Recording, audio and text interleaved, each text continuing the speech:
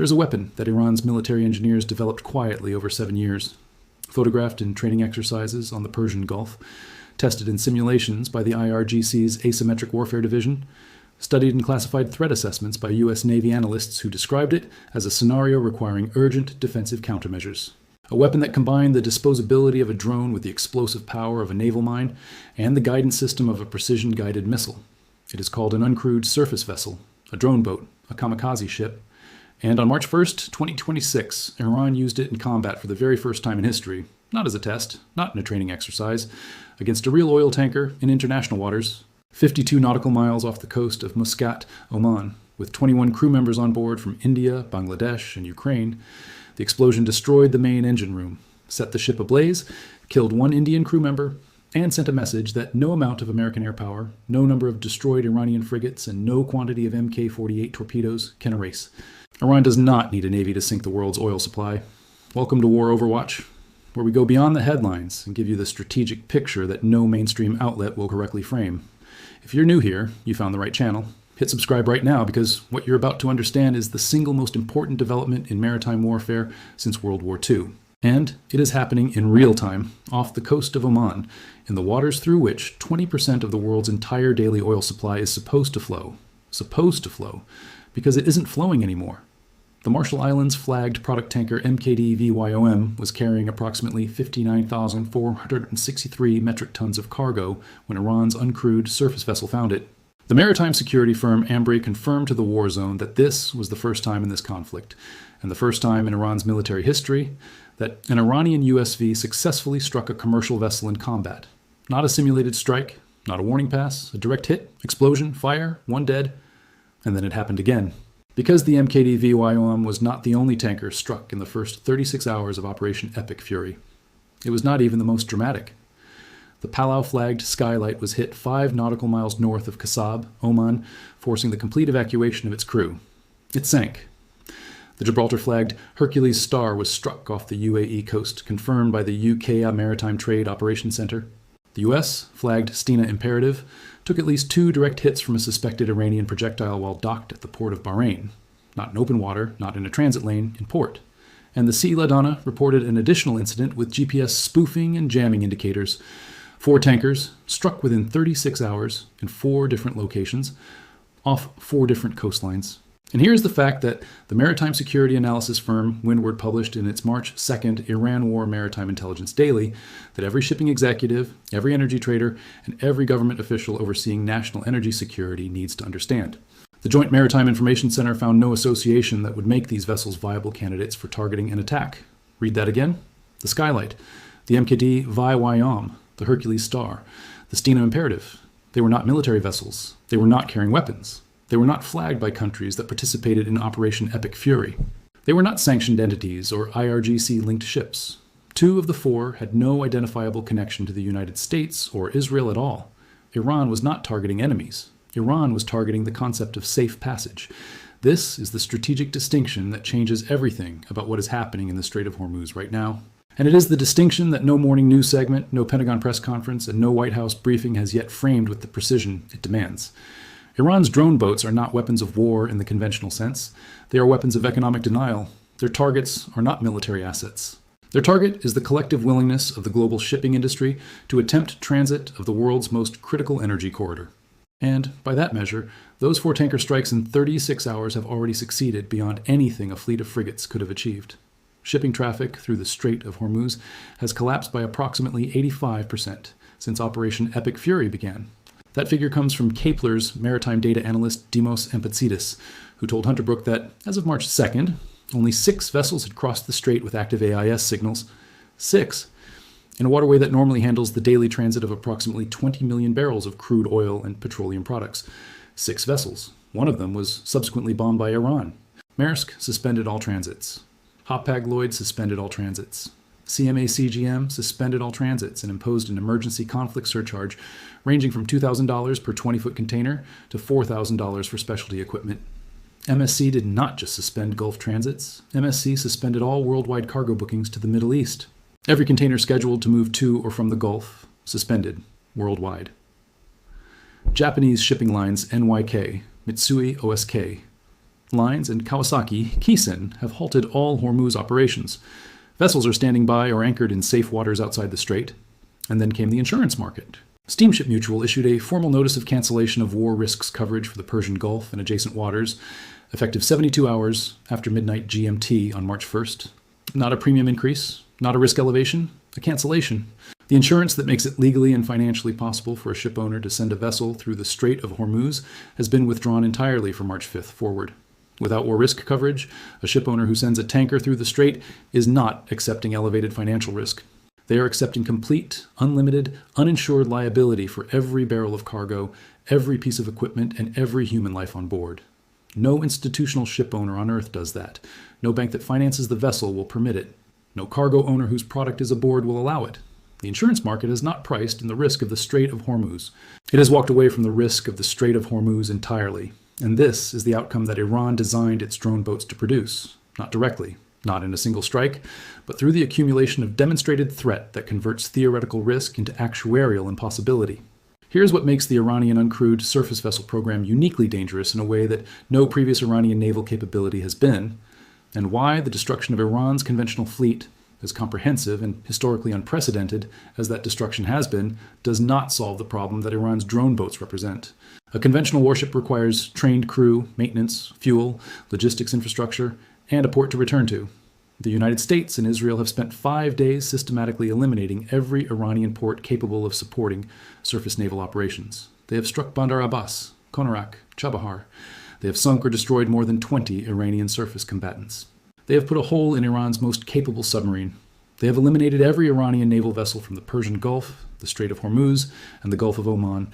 None of that matters for the drone boat. An Iranian uncrewed surface vessel does not require a crew. It does not require a port return. It does not need maintenance between missions because there is no after the mission. It requires a launch point, a guidance system, an explosive payload, and a target. It can be launched from a beach, from a coastal inlet, from the back of a truck driven to the shoreline, from any of the thousands of kilometers of Iranian coastline that U.S. airstrikes cannot feasibly cover comprehensively. Iran's entire southern coastline faces the Gulf of Oman and the Persian Gulf. The Strait of Hormuz itself is only 21 nautical miles wide at its narrowest point. A drone boat launched from Iranian coastal territory reaches the main shipping lane in minutes, not hours, minutes. There's no radar horizon advantage for a defender when the attacker is launching from 21 nautical miles away at surface level. And Iran has been developing these weapons for years, systematically, alongside its Houthi allies in Yemen who pioneered USV warfare against commercial shipping in the Red Sea throughout 2024. The Houthi drone boat that struck the bulk cargo carrier MV Tudor in June 2024 was the proof of concept. Iran has watched that conflict, absorbed the lessons, and built its own program drawing on 7 years of indigenous development. Now that program has fired its first live shot, and the MKD VYOM is sitting disabled off the coast of Oman as the physical proof. IRGC senior advisor Ebrahim Jabari stated publicly on March the 2nd that the Strait of Hormuz is closed. His exact words, carried by Iran's state media, deserve to be quoted precisely. The strait is closed. If anyone tries to pass, the heroes of the Revolutionary Guards and the regular Navy will set those ships ablaze. Set those ships ablaze. This is not a rhetorical threat from a regime under pressure. This is a declaration of maritime policy backed by 4 confirmed tanker strikes in 36 hours, an insurance market that has walked off the field, and a drone boat program that has just demonstrated it can find and hit targets in international waters with no Iranian surface warship required. CENTCOM has maintained publicly that the strait remains open, and technically, CENTCOM is correct. There is no internationally recognized formal blockade. No treaty body has declared the waterway closed. But here is the gap between CENTCOM's legal position and the operational reality that every tanker captain, every ship owner, and every cargo insurer is living in right now. The strait may be legally open, it is commercially closed. And the difference between those two statements is the difference between a waterway and a war zone. At least 150 crude and LNG tankers have anchored in open Gulf waters beyond the strait, clustered off the UAE, Saudi Arabia, Qatar, and other regional ports. Not diverted, not rerouted, anchored, waiting. With 21 million barrels of cargo aboard, according to Windward Maritime's platform data. 27 tankers are currently at drift in the Gulf without confirmed discharge destinations, holding in the Arabian Sea pending further instruction. Independent ship tracking data from multiple sources confirms a roughly 70% drop in overall vessel traffic through the Strait of Hormuz as of late Saturday, which subsequently approached zero by March 2nd. Approximately 20 to 30% of global seaborne oil trade has been interrupted, Qatar's LNG production, which supplies a significant share of European natural gas, has ceased. European gas prices surged by up to 45% in a single session, according to Euronews reporting on March 2nd. JP Morgan and Barclays analysts have warned publicly that Brent crude could spike to between $100 and $130 per barrel if disruptions persist. Brent was already trading at $81 per barrel on March 4th, up from approximately $73 before the weekend strikes. That 12% increase in 5 days represents hundreds of billions of dollars in global economic impact before a single barrel of sustained supply disruption has been priced in. On March 3rd, Bloomberg reported that Iraq began shutting down operations at the Rumaila oil field, one of the largest oil fields on Earth, due to a lack of storage space. Tankers cannot leave the strait. Oil fields cannot store what they produce. Production that cannot be stored must be curtailed. The supply shock is no longer theoretical. It is operational. Now here is the strategic asymmetry that makes Iran's drone boat campaign the most cost-effective military operation against global energy markets in modern history. A single Iranian uncrewed surface vessel costs a fraction of what a conventional missile costs, a fraction of what a Patriot interceptor costs, a fraction of what a single day of tanker rerouting around the Cape of Good Hope costs. Iran does not need to sink every tanker in the Gulf. It does not need to strike every vessel that attempts transit. It only needs to maintain a credible demonstrated threat of striking at any vessel at any time. Because once that threat is established and confirmed by a single actual strike, the insurance market does the rest. The MKD VYOM strike on March 1st was not just an attack on one tanker. It was the confirmation that converted theoretical insurance risk into actuarial certainty. After that confirmation, no insurer in London, Singapore, or New York could write a commercially viable policy for Gulf transit. The math became impossible the moment the explosion in the engine room triggered the fire that killed the Indian crew member aboard. One drone boat, one strike, one dead crew member. And the financial architecture that makes 20% of the world's daily oil supply commercially accessible ceased to function. CGM announced an emergency conflict surcharge of $2,000 to $4,000 per container, effective March 2nd. Apply that surcharge across every container that would otherwise transit the Gulf. Multiply it by the volume of global container traffic that normally routes through the Suez Canal, which requires Gulf access, that is now being rerouted around the Cape of Good Hope, adding 10 to 14 days to every voyage. The cost of Iran's drone boat program to the global economy is not denominated in the cost of the drone boats themselves. It is denominated in the aggregate cost of every cargo rerouted, every tanker anchored, every insurance premium canceled, every barrel of LNG undelivered to Europe, and every production curtailment at oil fields that cannot ship their output. Iran spent decades building the conventional navy that the United States has now eliminated in 5 days. Frigates, destroyers, submarines, fast attack craft, gone. And simultaneously, Iran spent 7 years developing the asymmetric maritime capability that conventional naval power cannot efficiently defeat. Drone boats that launch from beaches, that require no port, that cost almost nothing. That need only demonstrate the ability to hit a target once to shut down the entire insurance market for the world's most critical energy waterway. This is not improvisation. This is doctrine. The war zone's reporting confirmed that Iran, together with its Houthi allies in Yemen, has been a pioneer in uncrewed surface vessel warfare. The Houthis used USVs extensively in their Red Sea campaign throughout 2024. Iran observed, learned, and built. The MKD VYOM strike was not an experiment. It was a deployment of a mature capability that had been tested in Allied operations for 2 years before Iran used it directly. And the targeting pattern that Windward Maritime's analysis identified makes the strategic intent unmistakable. The 4 tankers struck in the first 36 hours included a sanctioned Iranian-linked vessel, a clearly Western-aligned commercial tanker, a neutral-flagged and unaligned tanker, and a mixed-profile vessel with Western ownership and Russian trade ties. Windward's analysts stated directly that this spread contradicts any hypothesis of selective affiliation-based targeting. Iran did not target enemies. Iran targeted the category of oil tanker transiting waters adjacent to the Strait of Hormuz. If you are a tanker, you are a target. Your flag does not matter. Your owner does not matter. Your cargo does not matter. Your nationality does not matter. That non-discriminatory targeting doctrine is the most commercially devastating possible approach. Because selective targeting creates uncertainty. Non-discriminatory targeting creates certainty. And certainty that any vessel of any flag faces equal risk produces a uniform response from every ship owner, every insurer, and every cargo company simultaneously. That uniform response is exactly what the commercial shipping data confirms. Suspension, rerouting, anchorage, withdrawal. The U.S. Navy is now being asked to escort individual oil tankers through a waterway where Iran claims complete control and where an IRGC commander has publicly stated any passing ship will be set ablaze. President Trump announced on March 4th that the U.S. Navy would begin escorting tankers through the Strait of Hormuz if necessary, and directed the U.S. International Development Finance Corporation to provide political risk insurance and guarantees for maritime trade through the Gulf. Government-backed insurance, because the private market has left the field, Navy destroyer escorts, because the commercial shipping companies will not move without armed protection. This is what Iran's Kamikaze drone boat campaign has achieved in 5 days. Not through military victory over American naval power, through the demonstration that a waterway cannot be commercially viable when any surface vessel attempting transit might be struck by a drone boat launched from a coastline that no naval campaign can comprehensively neutralize. The Houthis proved this principle in the Red Sea throughout 2024. They are now proving it again. On March 2nd, the Houthis announced they would resume attacks on commercial shipping in the Red Sea. The Bab el-Mandeb Strait, connecting the Red Sea to the Indian Ocean, has also been suspended by Maersk. Both maritime corridors, the Strait of Hormuz and the Bab el-Mandeb, are simultaneously closed to normal commercial traffic for the first time in the modern era of global shipping. Together, these two choke points handle approximately a third of global seaborne trade. Both are now effectively closed. The Cape of Good Hope rerouting adds approximately 10 to 14 days to every voyage between Asia and Europe, or between the Gulf and any Western destination.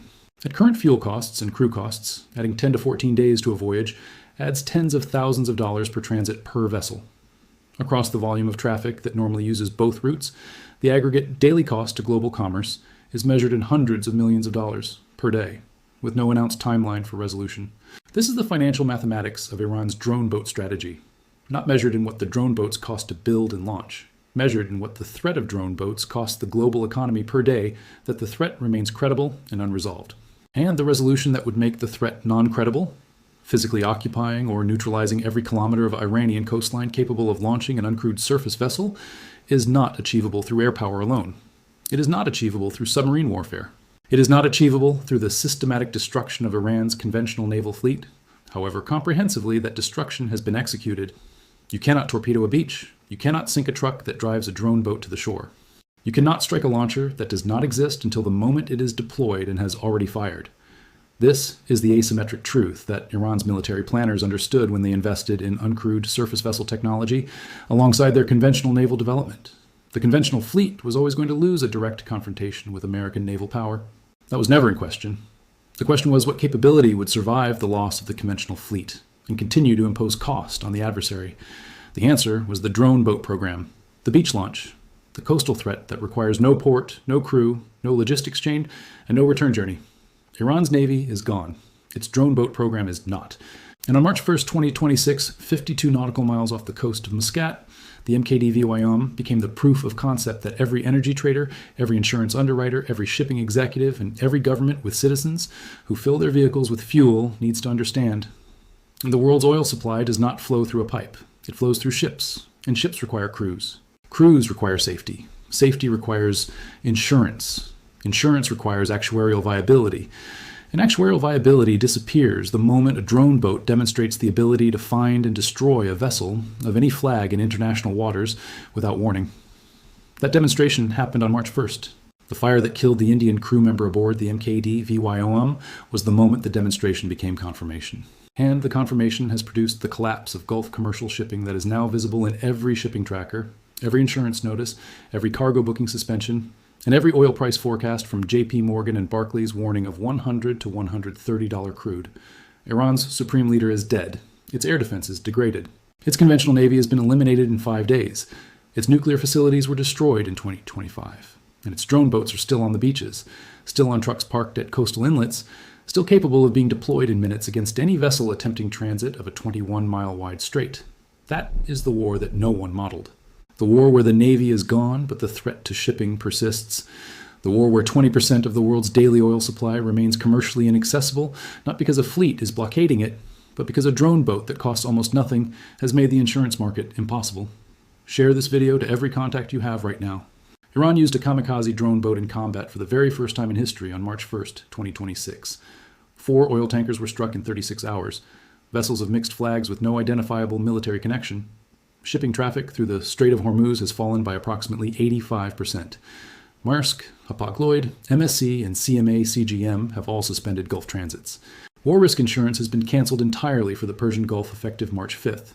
European gas prices surged by up to 45% in a single session, and JP Morgan and Barclays warned crude oil could reach between $100 and $130 per barrel if disruptions persist. Iran's navy is gone. Its drone boats are not. And the world's oil supply is anchored in open water, waiting for someone to make the Strait of Hormuz safe again.